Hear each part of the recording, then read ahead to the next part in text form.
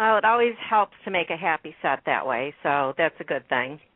Yeah, and then the girl who played my daughter, her real name was Natalia, right? And it's the first time I had heard that name. And I remember I just thought it was such a gorgeous name. And, she was called to set Natalia and Michelle. And I just thought, oh, my God, that's a gorgeous name. And that's where I first heard the name Natalia and fell in love with the name and then named my daughter Natalia.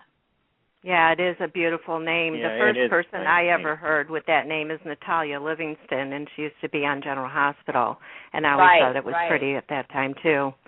So good choice. Good choice, Michelle. Good choice. Thanks. Now, as far as the-young-and-the-restless is concerned, Phyllis was quite the character. Of course, there were some days you loved her, some days you wanted her butt in jail, and other days you cried along with her. What would you say is the most standout storyline you played that you'll never forget? All the stuff early on was really great. The stuff with Tim Reed early on was really great. I loved it. Bill Bell loved our chemistry. He loved the little nerdy guy getting the hot chick. I love how she made his life miserable by blackmailing him. It was just really fun to play. I loved playing the affair with Nick, the Phyllis and Nick affair. That went on for a while. It was a really great story.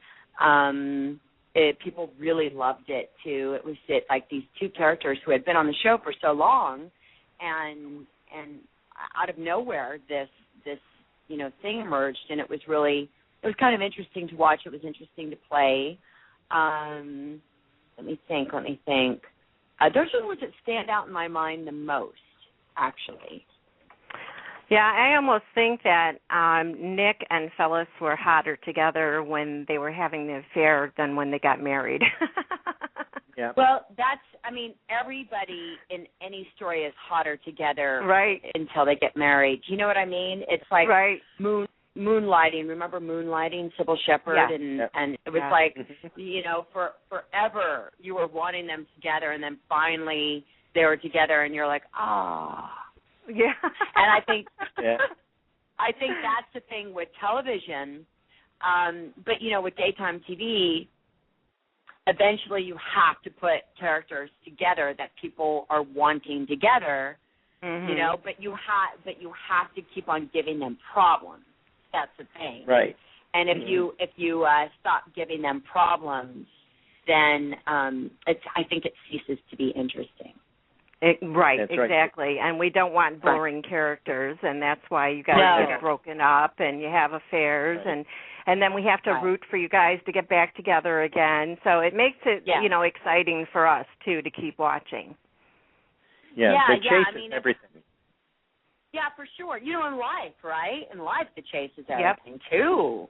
My goodness. Right. And then, I don't know if you guys are married, but then you get married, and you have to keep that alive in your marriage somehow.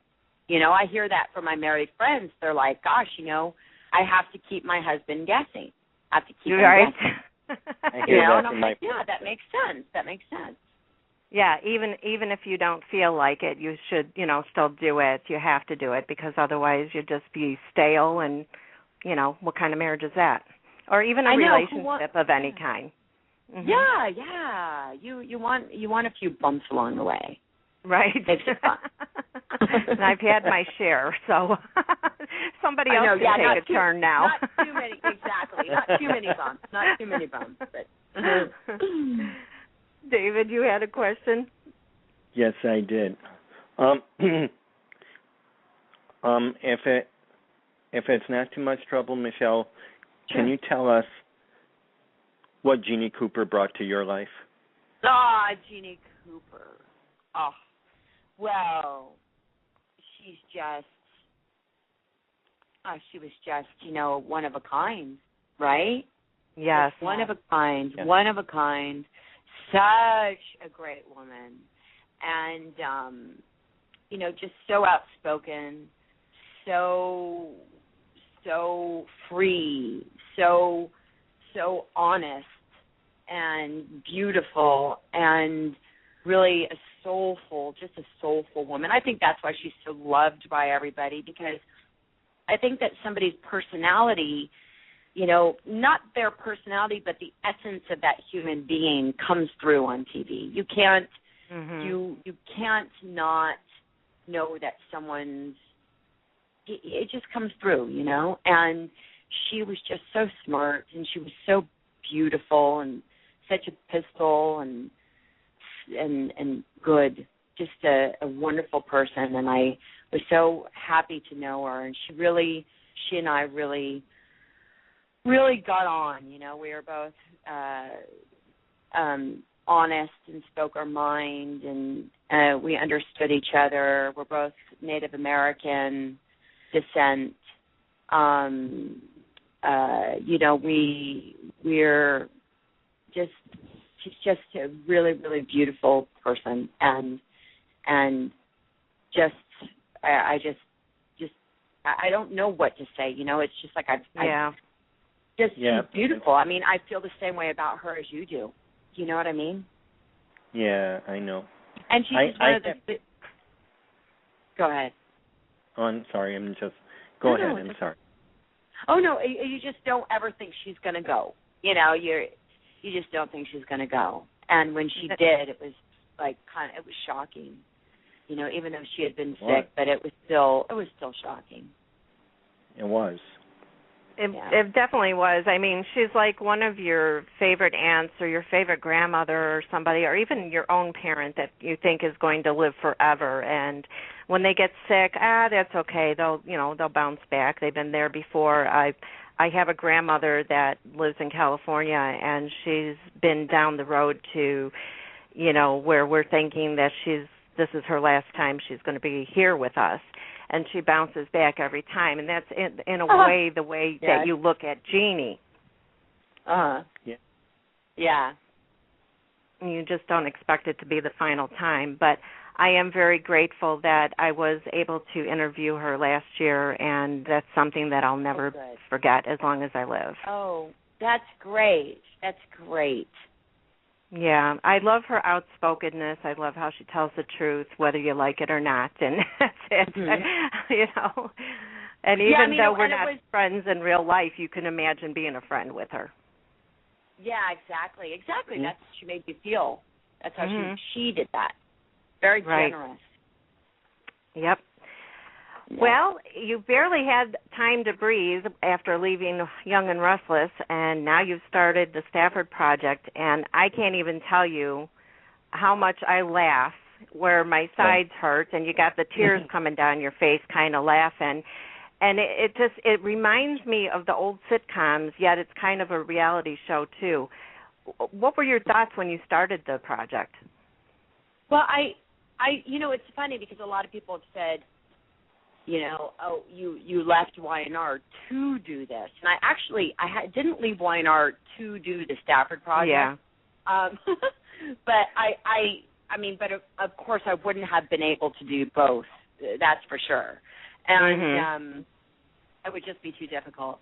But yeah, it's just, you know, I just wanted to tell the story. There was like a part of my life and a part of who I was that I think a lot of people can relate to, that is just very hopeful in life, you know, and goes through various experiences, and they sort of blow up in my face.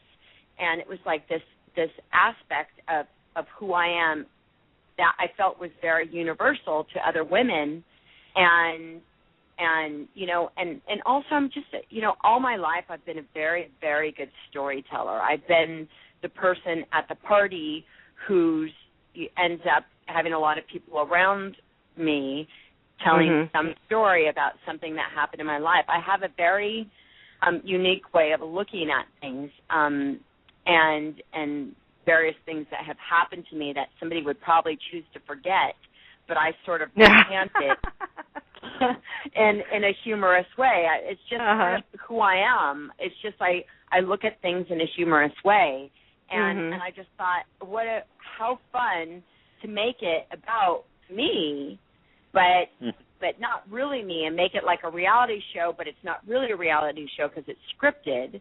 Right. We're basing it, we're basing it on real experiences in my life. But of course, every episode, that's not exactly how it went down, but we're entertaining people basically with my pain. Well, I love it. I can't even tell you how much I love it. And I would love to see this as a series on TV because I think it would be a huge hit. Thank you. I would love that too. Me and the Pages who direct it actually. I don't direct it. I don't do that. They direct it and they write it based on my life, and I sort of lay down the situation for them, and I'll add a few lines, or I'll say this has to happen in this episode, or it has to get to this place, and we sort of, the three of us, work it out together.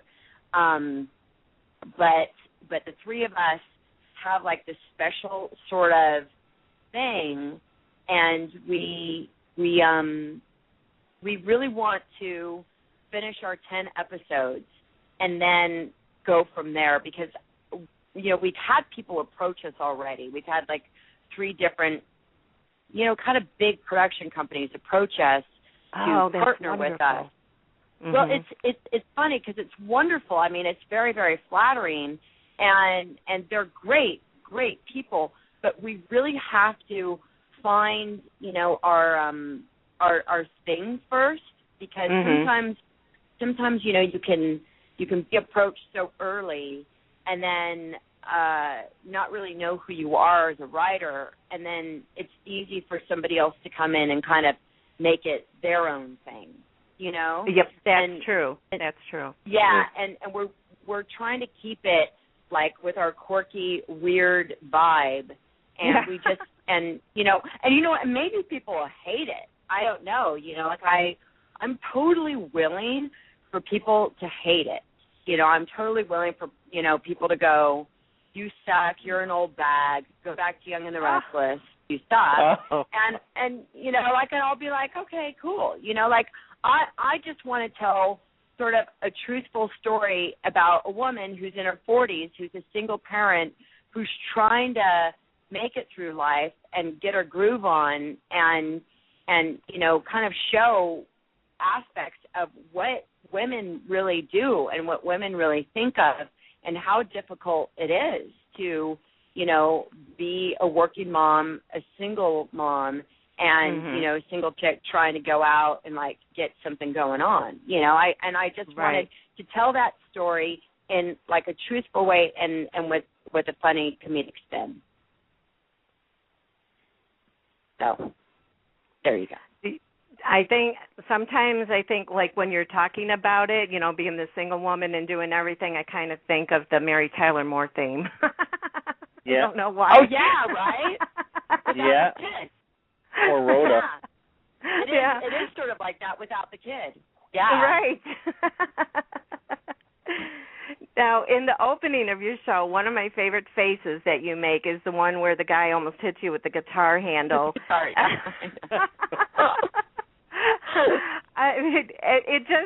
That face you make, you're so awesome at doing the faces, and we can read your expressions that way, and that alone makes us laugh. I definitely would love to see that, on TV. Like I said, I just can't help but say that, because to me, again, you remind me of those older sitcoms, and even like a Lucille Ball, who's my all-time favorite comedian. Yeah, oh God, she's one oh God, I mean, nobody has been able to touch her, right? She's so, yeah, I mean, she's so incredible. That's the thing about brilliant comedy. You can watch an episode of I Love Lucy now, today, and the comedy still holds. I mean, always. That's true. It still holds. I mean, I still laugh out loud when I watch some of those episodes, and that's genius. Yeah, I know, because my husband will see me watching it, and he'll say, how can you still laugh after you've seen it 6 billion times? And I said, because it's funny. It is. It's funny. It is. how else do you explain that, But then again, he's the kind of person that has the Three Stooges sense of humor, and I don't find that really that funny. So, it kind of works out. So